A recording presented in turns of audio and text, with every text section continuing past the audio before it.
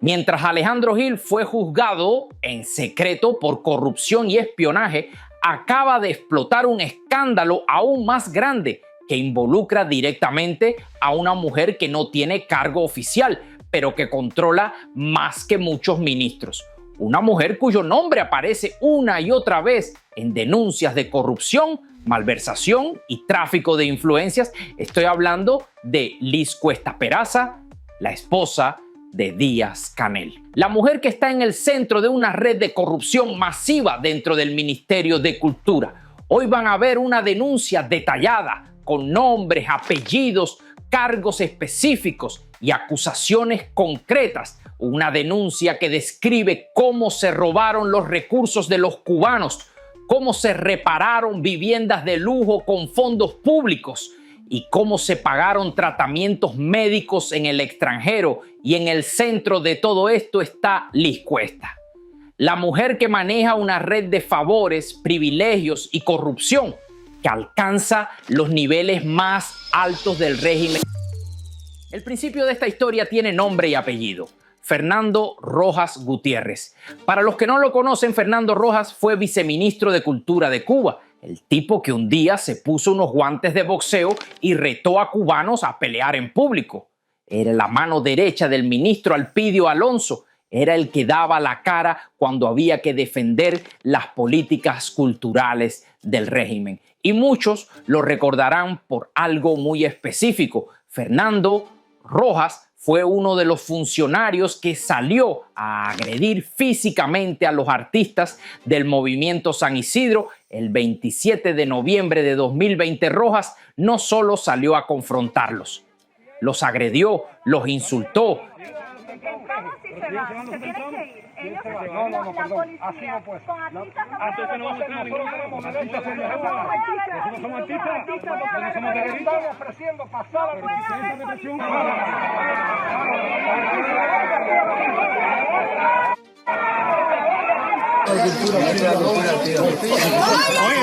Oye, ¿qué pasó?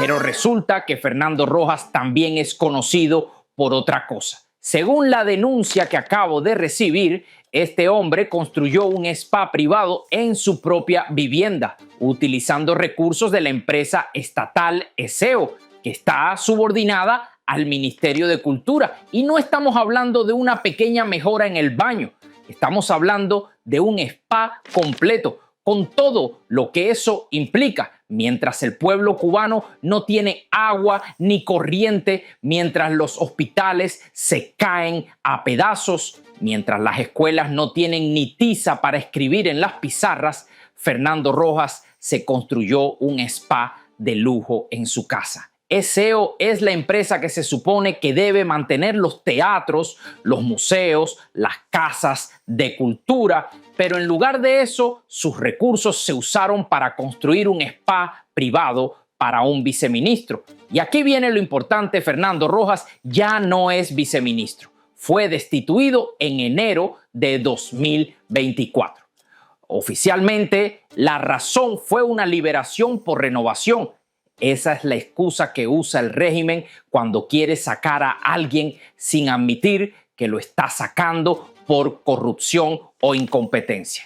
Sin embargo, y esto es lo más importante, Fernando Rojas nunca fue investigado formalmente, nunca fue acusado de nada, nunca enfrentó consecuencias legales. Simplemente lo sacaron del cargo y lo mandaron a su casa.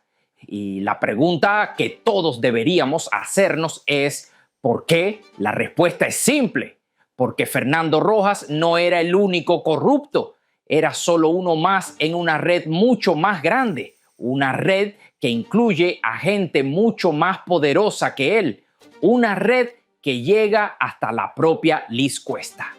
Porque resulta que el Ministerio de Cultura no solo construyó un spa para Fernando Rojas, sino que también financió la reparación completa de la vivienda de Ana María Pellón. Y ustedes dirán, ¿quién es Ana María Pellón? ¿Por qué es importante? Ana María Pellón, sobre el papel, es la jefa directa de Liz Cuesta en el Ministerio de Cultura. Ambas ocupan cargos de directoras de eventos.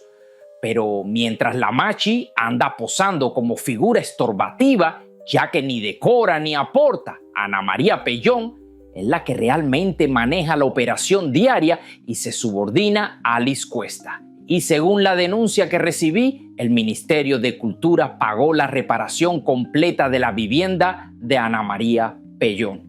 Y cuando digo completa, es todo: cimientos, vigas, columnas, losa de techo, entrepisos, reparación de grietas, reparación de humedad, luminarias, agua fría, agua caliente, griferías, puertas, marcos, closets, muebles. La lista es prácticamente infinita. Literalmente todo. Estamos hablando de miles de dólares para la mano derecha de Liz Cuesta, pero la denuncia continúa y menciona específicamente que Liz Cuesta tiene una entrada privada por la calle 4 en El Vedado, una entrada especial, una entrada que no usa nadie más. Tiene su propia entrada privada en un ministerio donde oficialmente solo es directora de eventos. Pero la historia no termina ahí.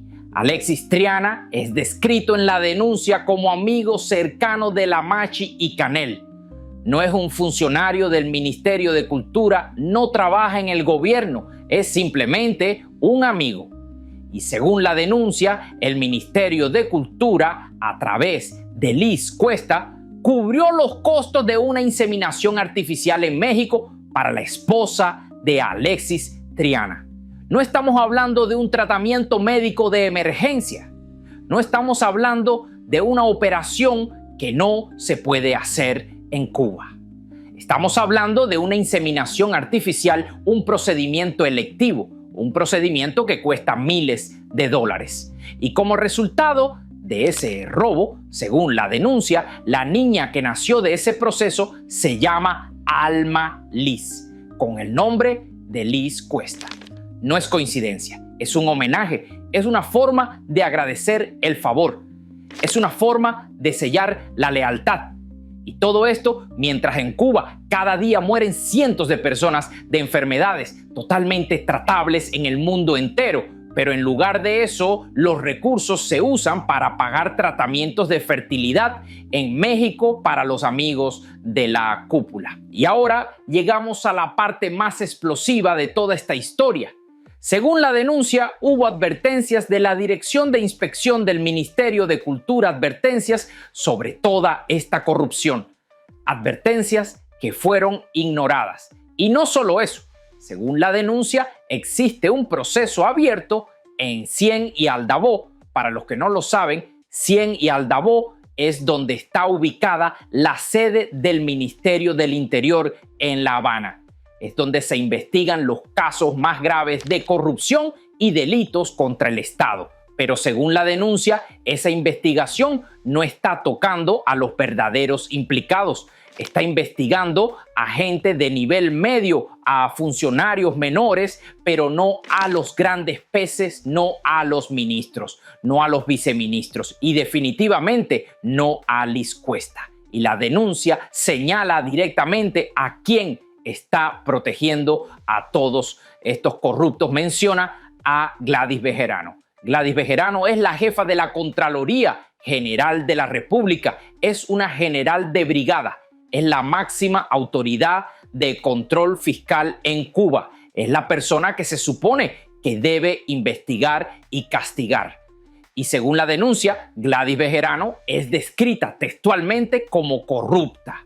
Los denunciantes aseguran que ella está protegiendo el entramado de corrupción en el Ministerio de Cultura. Hace meses circuló en redes sociales un video del youtuber Juan Almedio, donde se hablaba de una investigación de corrupción en el Ministerio del Interior, que fue detenida cuando salió a la luz el nombre de Liz Cuesta. Según ese reporte, había una investigación en curso, una investigación seria, una investigación que estaba documentando casos de corrupción en altos niveles del gobierno. Y de repente, cuando el nombre de Liz Cuesta apareció en los documentos, la investigación se detuvo.